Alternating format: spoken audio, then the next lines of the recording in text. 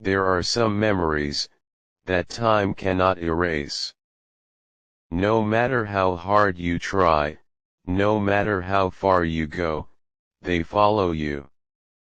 In quiet moments, in empty rooms, in songs you didn't even expect to hurt you, suddenly, they're there. That one voice, that one smile, that one moment, playing again and again in your mind. And the worst part is, you don't want to remember, but you also don't want to forget. Because those memories are the only place where everything still feels real. Not every story ends with goodbye. Some stories end with almost. Almost loved. Almost stayed. Almost forever. And somehow, almost hurts more than a real ending. Because there's no closure. No final words. No clear reason. Just questions. What if I tried harder? What if I said something different? What if they felt the same? And these what ifs become a prison. A place where your mind keeps going back, again and again.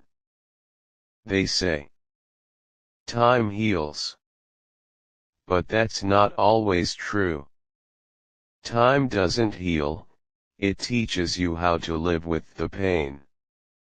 You learn how to smile again, but the sadness never fully leaves. You learn how to talk to people, but you never open up the same way. You learn how to trust again, but a part of you always stays afraid.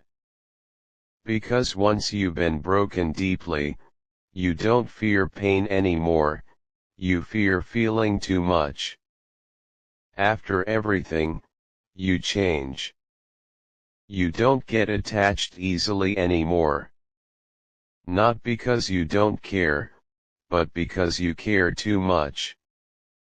You know what it feels like to lose someone you never wanted to lose. So now, you hold back. You think twice. You distance yourself. Even when someone good comes into your life, you hesitate. Because your heart whispers, what if this ends the same way? And that fear keeps you alone, even when you don't want to be. 2 a.m. is a dangerous time. It's when everything feels heavier. The world is quiet, but your mind isn't. You start thinking about everything, your past, your mistakes, your regrets, the things you said, and the things you never said. You replay conversations, imagining different endings. You wonder if things could have been different. And sometimes, you blame yourself. Even for things that were never your fault. Is not a single moment. It's a process. A slow, painful process. First, you stop checking their messages. Then, you stop waiting for them. Then, you stop hoping. And one day, you realize, you didn't think about them. For a few hours. Then a whole day. And that's when it hits you, you're slowly, finally, moving on. After all the pain, something unexpected happens. You start finding yourself again. The version of you lost while loving someone else. You start doing things for yourself. Thinking for yourself. Living for yourself. And it feels strange at first, because you got so used to putting someone else first. But slowly, it feels peaceful. Not exciting. Not intense. Just calm.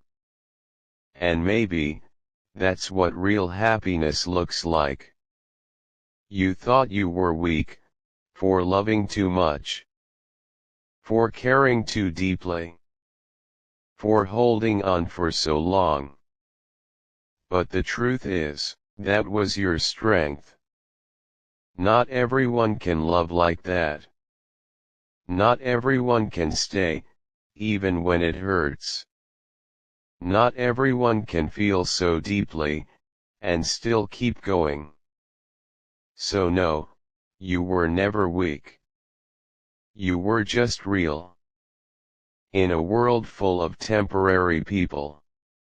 So if you're still holding on to someone who left, if you're still hurting because of something you lost, listen carefully, it's okay.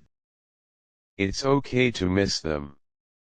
It's okay to feel broken. It's okay to take time. But don't lose yourself, trying to hold on to something that's already gone. Because one day, someone will come into your life, and they won't make you question your worth. They won't leave you confused. They won't make you feel almost. They will choose you. Fully. Clearly. Completely. And when that day comes, you'll understand why everything else had to fall apart.